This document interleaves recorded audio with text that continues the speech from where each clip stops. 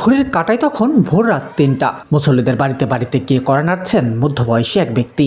হাঁক ছেড়ে ডাকছেন, সেহরির সময় হয়েছে, সকলে জেগে উঠুন। তার হাঁক ডাক শুনে অনেকেই হকচকিয়ে ঘর থেকে বেরিয়ে আসছেন। কেবল ডেকেই দায়িত্ব শেষ করেন না তিনি, সাথে নিয়ে আসেন সেহরির জন্য বিশেষ খাবার। দরিদ্র ও অসহায় মানুষের ঘরে ঘরে সেহরির খাবার পৌঁছে দেওয়ার এমন মানবিক উদ্যোগ নিয়েছেন খন্দকার আজিজুর রহিম শিশির। যশোর শহরের পিটিআই রোডের বাসিন্দা তিনি। বাবা সাবেক সংসদ সদস্য খন্দকার জহুরুল হকের পদাঙ্ক অনুসরণ করে এমন মানবিক উদ্যোগ নেয়ার কথা জানিয়েছেন তিনি। রমজানের শুরু থেকেই প্রতিদিন সেহরির সময় খাবার নিয়ে বেরিয়ে পড়েন শিশির। শহরের রেল স্টেশন, পিটিআই রোড সহ আশেপাশের কয়েকটি এলাকায় সেসব খাবার বিতরণ করেন।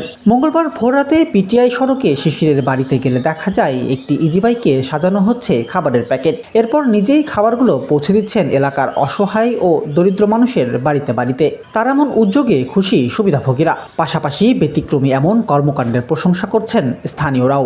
ভালো হয়েছে, মামা আমাদের জন্য একটু অনেক আমাদের জন্য করতেছে, এটা আমাদের ভালো। আমাদের বাড়ির সবাই অনেকে খাতি পাচ্ছে, এটাও আমার কাছে একটা পাওয়া। প্রথমে তো আল্লাহর কাছে শুকরিয়া আদায় করি যে এমন একটা লোক আমাদের মাঝে দিছে। তো এটা তো কিছুই না ভাই, এর কিছুদিন আগে আমাদের নিয়ে মামা স্টেশনে, বাস টার্মিনালে, রাস্তা অনেক জায়গায় অনেক লোক, অসহায় লোকরে খাবার দিছি আমরা মামার উদ্যোগে। তো ওনার মতো একটা লোক পাই আমরা ধন্য।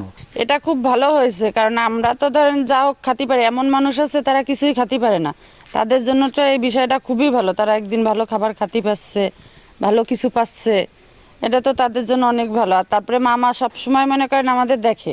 রমজান মাস জুড়ে সেহরির পাশাপাশি মানবতার ঠিকানা নামে একটি স্বেচ্ছাসেবী সংগঠনের মাধ্যমে ইফতারের আয়োজনও করছেন খন্দকার শিশির। পিতার পদাঙ্ক অনুসরণ এবং মানব সেবার নেশায় এমন উদ্যোগ নিয়েছেন বলে জানান তিনি।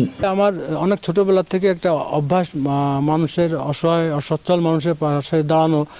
আপনারা হয়তো জানেন, আমার পিতা একজন সংসদ সদস্য ছিলেন। ছোটোবেলায় আমার আব্বাকে আমি যখন দেখছি এরকম মানুষের পাশে দাঁড়াতেন এবং তাদের মুখে যে হাসিটা, ওটা আমার কেমন যেন মনের মধ্যে ছুঁয়ে যেত। তখন থেকে আমি অনেক ছোটোবেলা থেকে আমার এই অভ্যাসটা আমার মধ্যে এসে গেছে। আস্তে আস্তে এখন একটা নেশায় পরিণত হয়ে গেছে মানুষের সেবা করার আর কি। সেই বিষয়টা আমার মাথায় আসলো এইভাবে যে অনেকে দেখি যে না খেয়ে রোজা রাখে, এমন শুনছি যে এক গ্লাস পানি খেয়ে রোজা রাখে। তখন আমার মনের মধ্যে একটা জিনিস জাগলো যে কেন, এটা তো আমার পক্ষে যতটুকু সম্ভব আমি ততটুকু নিয়েই নামি। তো সেইভাবে আর কি আমি নামছি আর কি। আমার পরে প্রথম রোজার থেকে এই পর্যন্ত সেরি না, আপনারা জেনে খুশি হবেন। ইনশাআল্লাহ আমি ইফতারের আয়োজনও করি, যতটুকু সম্ভব তো আমরা এটা করি। খন্দকার শিশিরের প্রত্যাশা, সমাজের সামর্থ্যবানরা তার মতো এগিয়ে আসলে বৈষম্যহীনতা দূর হবে এবং ধনী গরিব সকলে পরম বন্ধনে আবদ্ধ হবেন। সুবর্ণভূমি ডেস্ক, যশোর।